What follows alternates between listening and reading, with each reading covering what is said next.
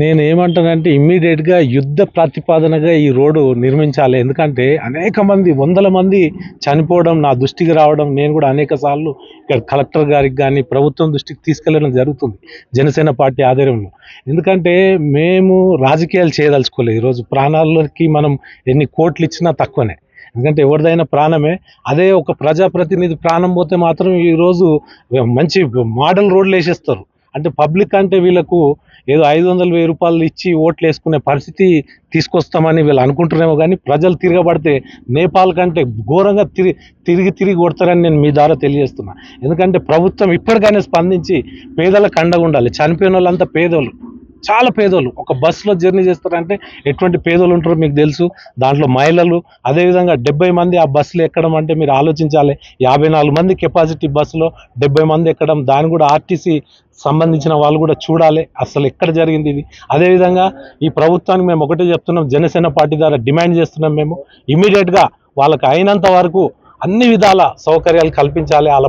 ఎవరైతే ప్రాణాలు కోల్పోయారో వాళ్ళకు ప్రభుత్వ ఉద్యోగం కూడా ఇవ్వాలని నేను మీ ద్వారా తెలియజేస్తున్నా. అదేవిధంగా ఏదో 5 లక్షలు 2 లక్షలు ఇచ్చి ఈరోజు జరిపోయిందంటే కాదు, రేపు ప్రజలు మీ మీద తిరగబడతారు. మీరు ఆలోచించండి. ఇప్పటికైనా ఈ యొక్క రోడ్ నిర్మాణాన్ని పెద్ద ఎత్తున చేపట్టండి. ఎందుకంటే మీరు రియల్ ఎస్టేట్ చేసి కోట్ల రూపాయలు సంపాదించుకుంటారు ప్రతినిధులు, కానీ ఈ రోడ్ మీద దృష్టి పెడతలేరు. నాకు బాగా అనుభవం ఉంది. నాది కూడా ఇక్కడ 9 ఎకరాలు వికారాబాద్లో ల్యాండ్ ఉంది. నేను రెగ్యులర్గా వస్తుంటా పోతుంటా. అనేక సార్లు అనేక యాక్సిడెంట్లు నా కళ్ళము కూడా జరిగినాయి.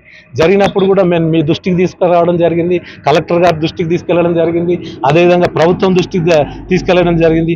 ఈ మధ్య కూడా ఇక్కడ కూరగాయలు అమ్ముకునే వాళ్ళ మీద కూడా ఒక లారీ ఎక్కడం, అదేవిధంగా అక్కడ కూరగాయలు తీసుకునేటప్పుడు ఆ పాపం చాలా మంది నన్ను గుర్తుపడుతున్నారు. వాళ్ళు కూడా చనిపోయారు అంటే నేను చాలా బాధపడ్డా. అదేవిధంగా నేను ఈరోజు ఇమీడియట్గా ఇక్కడ రావడానికి కొంచెం సమయం పట్టింది.